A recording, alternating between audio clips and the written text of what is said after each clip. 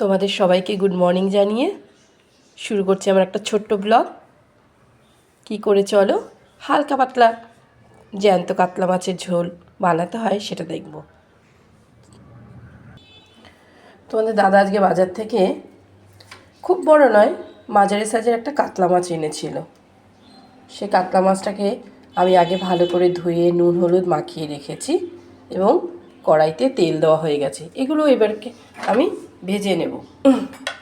দেখো তেল দেওয়া হয়ে গেছে, তেলও হয়ে গেছে, মাছগুলোকে আস্তে আস্তে ছেড়ে নেই। রুই মাছটা খুব একটা বড় নয়, মাঝারি সাইজ। এই মাছগুলি খেতে ভালো, কারণ খুব বড় মাছে তেল হয়, আবার সে তেল খাওয়াও ঠিক ভালো না স্বাস্থ্যের পক্ষে। এখন রুই মাছগুলো আমি হালকা করে ভেজে নেব, খুব বেশি ভাজবো না। মাছগুলো মোটামুটি ভাজা হয়ে যাচ্ছে। জানো তো জ্যান্ত মাছ রান্না করা খুব সমস্যা, কারণ সেইগুলো না কীরকম কড়াইতে একটু লেগে লেগে যায়, কিন্তু খেতে বেশ অন্যরকম লাগে। আমরা সাধারণত কিসের মাছ খেয়ে থাকি, বরফের মাছই খেয়ে থাকি, জ্যান্ত মাছ খুব কম। আদির বাবাও প্রতিদিন পায় না, আজকে যেহেতু ছুটির দিন সেই জন্য একটু পেয়েছিল, নিয়ে এসেছে একটু মাছ। একটা গোটা মাছই নিয়েছে, খুব বড় নয়। এই মাছটা দিয়েছি, একটু রেখে দিয়েছি, কারণ আদি প্রতিদিন স্কুলে যাওয়ার আগে তাকে একটু মাছ ভাত দিতেই হবে। আর আস্তে আস্তে ভাজা হোক দেখি। তোমাদের দাদা আবার একটু মাছ বড় হলেই তাতে বলবে একটু বড়ি দিতে, আর আমি তো বড়ি দিতে পারি না। এগুলো আমার শাশুড়ি মা আমাকে দিয়ে দিয়েছে। শীতকাল আসলেই শাশুড়ি মা বড়ি দিতে বসে যায়। বড়িগুলোকে আমি একটুখানি ভেজে নেব, না হলে একটু কাঁচা কাঁচা গন্ধ থাকবে। বড়িটা ভাজা হয়ে যাবে। যেহেতু একটু মাছের সবজি দেবো, হালকা পাতলা ঝোল করবো, তোমাদেরই বলে দিলাম আগের থেকে যে বেশি গাঢ় ঝোল আমরা করি না, খাইও না, পছন্দ করি না। গরম ভাতে হালকা পাতলা ঝোলই খেতে ভালো লাগে। বড়িটাকে একটু ভেজে নেব।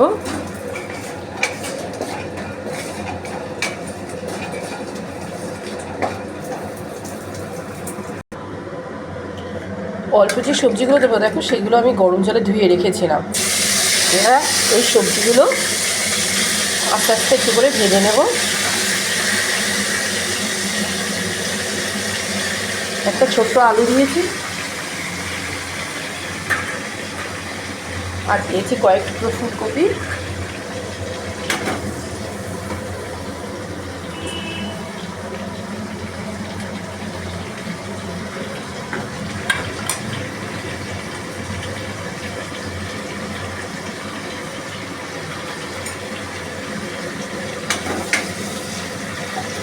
এবার একটু নাড়াচাড়া করতে থাকবো, একটু ভাজা ভাজা হোক।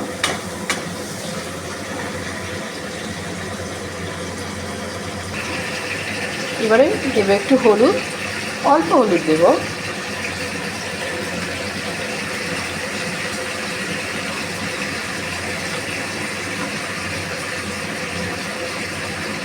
পরিমাণ মতন একটু লবণ।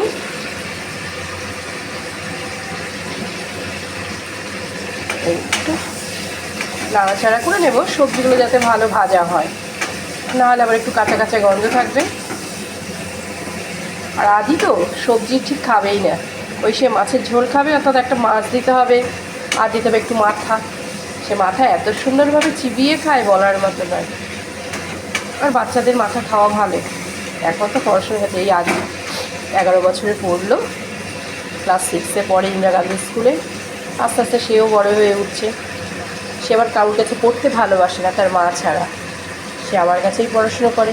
তার কিছু বন্ধুরাও আমার কাছে আসে পড়তে। সবজিগুলো মাছের ভাজা হয়ে গেল। এবার আমি দেবো আমার তৈরি একটা মশলা। এই মশলাটার মধ্যে আমি দিয়েছি একটু ধনেপাতা, কিছুটা ধনেপাতা, কাঁচা লঙ্কা, সাদা জিরে, আর লবঙ্গ, গোলমরিচ, আর কিচ্ছু না, অল্প একটু আদা। আমি তোমাদেরকে বলেছিলাম এর আগের ভিডিওতে যে আমি কেনা মশলা খাই না। ভালো করে মশলাগুলোকে আগে নিয়ে আসি, গোটা মশলা, সেগুলোকে ভালো করে পরিষ্কার করে ধুয়ে তারপরে প্রতিদিন পেস্ট করি। আজকে পেস্ট করে রেখেছি, এটা আজকেই দেবো। অল্প মশলা দেবো, তাতে আমার কী বলো তো, কালারফুল হয়তো কম হবে, কিন্তু খেতে খুব টেস্টি হবে।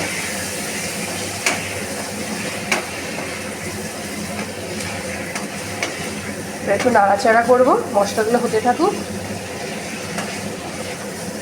মশলা সবজিগুলো একসঙ্গে মিশে,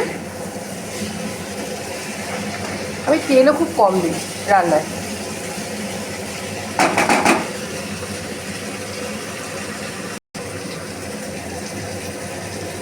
এবার দিয়ে দেবো ঝোলের পরিমাণ মতন জল।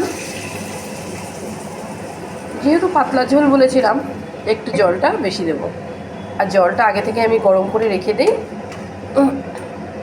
এই কপারের বোতলে জল খাওয়ার জন্য তো আলাদা মজা আছে। সেটা হচ্ছে পেটের কোনো রোগ হয় না, শরীর খারাপও হয় না, খেতেও ভালো লাগে, একটা আলাদা টেস্ট। কিন্তু তোমরা পারলে বেশিরভাগই বাচ্চাদের কেন নিজেরাও একটু কপারের বোতলে জল খেয়ে দেখবে।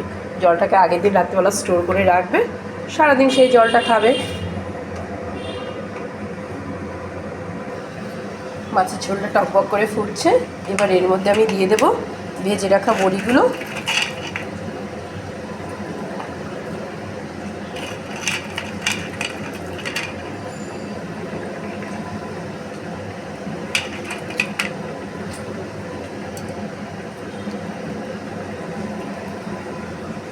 এবার মাছগুলো দিয়ে দেবো। তোমাকে বলেছিলাম মাছটা খুব একটা বড় নয়, এ ধরনের মাছগুলোই খেতে বেশি ভালো লাগে।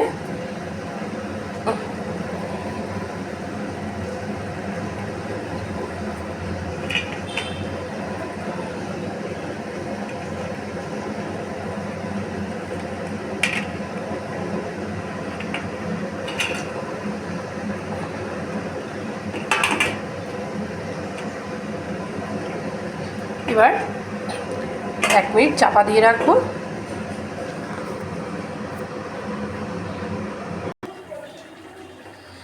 আশা করছি ঝোলটা হয়ে গেছে মাছের। তাহলে তোমাদেরকে আরেকবার রেসিপিটা আমি বলে দিচ্ছি। তোমার দাদা বাজার থেকে এনেছিল জ্যান্ত মাছ। সেই জ্যান্ত মাছটা ভালো করে কেটে ধুয়ে নুন হলুদ দিয়ে মেখে রেখেছিলাম। তারপর সেগুলোকে আলতো হাতে ভেজে নিলাম, কারণ জ্যান্ত মাছ ভাজতে গেলে না খুব মুশকিল, জানো তো, ভেঙে চুরে যায়। বরফের মাছ হলে ঠিক আছে, ভাজাটা ভালো, কিন্তু স্বাস্থ্যের পক্ষে আবার ভালো না। ভালো করে ভেজে রাখলাম। তারপরে আমি বলেছিলাম তোমাদেরকে যে আমি সবজিগুলোকে আগে কী করি, জল দিয়ে ভিজিয়ে তারপরে গরম জল দিয়ে ধুয়ে নিই। সেগুলোকে ভাজলাম।